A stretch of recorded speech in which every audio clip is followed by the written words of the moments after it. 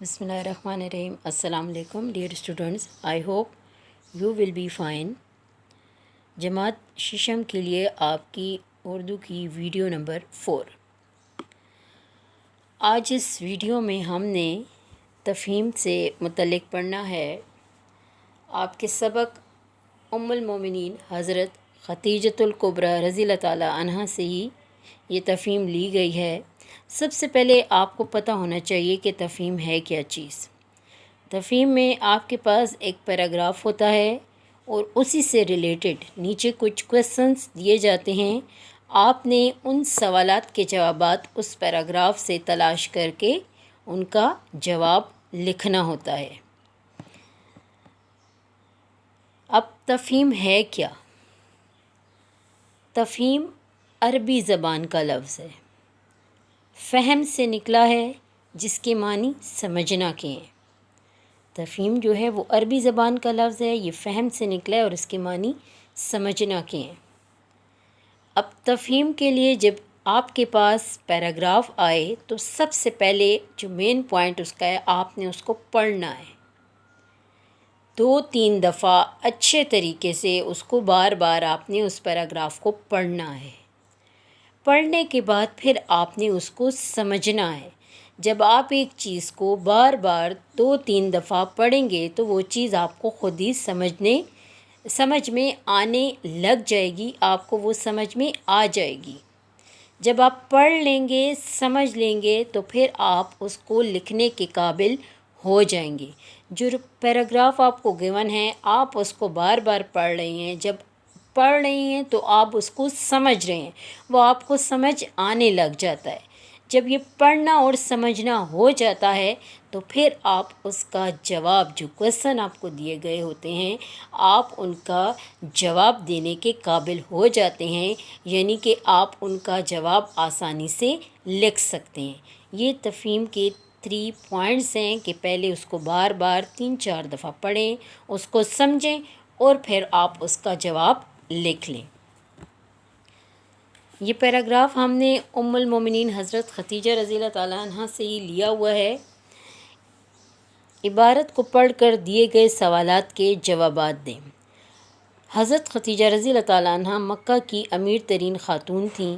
आप रज़ियल्लाहु ताला अन्हा कुरैश के मुअज़्ज़ज़ ख़ानदान से ताल्लुक़ रखती थीं। आपके वालिद खुवैलिद मक्का मुकरमा के मशहूर और बहुत दौलतमंद ताजर थे। हज़रत खतीजा अपनी शराफ़त और पाकीज़गी की वजह से ताहिरा और सैयदा के लक़ब से मशहूर थीं। आप बड़ी बहादुर और अक्लमंद थीं। उस ज़माने में कुरैश का सबसे मुअज़्ज़ज़ पेशा तिजारत था। हज़रत खतीजा रज़ियल्लाहु ताला अन्हा ने भी यही पेशा इख्तियार किया। आपने यमन और शाम के इलाक़ों में तिजारती कारोबार शुरू किया। आप अपने कारोबार की निगरानी ख़ुद करती थीं। अब ये पैराग्राफ हमारे पास गिवन है और उससे रिलेटेड क्वेश्चन हैं। सवाल नंबर 1 क्या है? हज़रत खतीजा रज़ियल्लाहु ताला अन्हा किस ख़ानदान से ताल्लुक़ रखती थीं? आपने जस्ट यही आंसर देना है जो आपसे पूछा गया है कि हज़रत खतीजा किस ख़ानदान से ताल्लुक़ रखती थीं। तो ये देखें, सेकंड लाइन में आप कुरैश के मुअज़्ज़ज़ ख़ानदान से ताल्लुक़ रखती थीं, तो आंसर इसका आ जाएगा हज़रत खतीजा रज़ियल्लाहु ताला अन्हा कुरैश के मुअज़्ज़ज़ ख़ानदान से ताल्लुक़ रखती थीं। सवाल नंबर 2 है, आपके वालिद का क्या नाम था? ये इस पैराग्राफ में ये देखें, आपके वालिद खुवैलिद मक्का मुकरमा के मशहूर और दौलतमंद ताजर थे। तो आपसे उन्होंने सिर्फ नेम पूछा है, आप सिर्फ उसका नाम बताएं। आपके वालिद का क्या नाम था? आपके वालिद का नाम खुवैलिद था।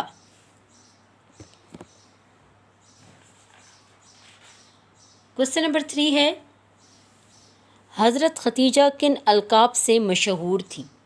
अब ये इस पैराग्राफ में आपके पास यहाँ पर कि हज़रत खतीजा अपनी शराफ़त और पाकीज़गी की वजह से ताहिरा और सैयदा के लक़ब से मशहूर थी।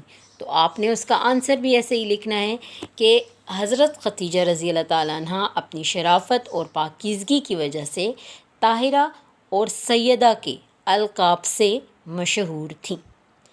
क्वेश्चन नंबर 4 है, कुरैश का मुअज़्ज़ज़ पेशा क्या था?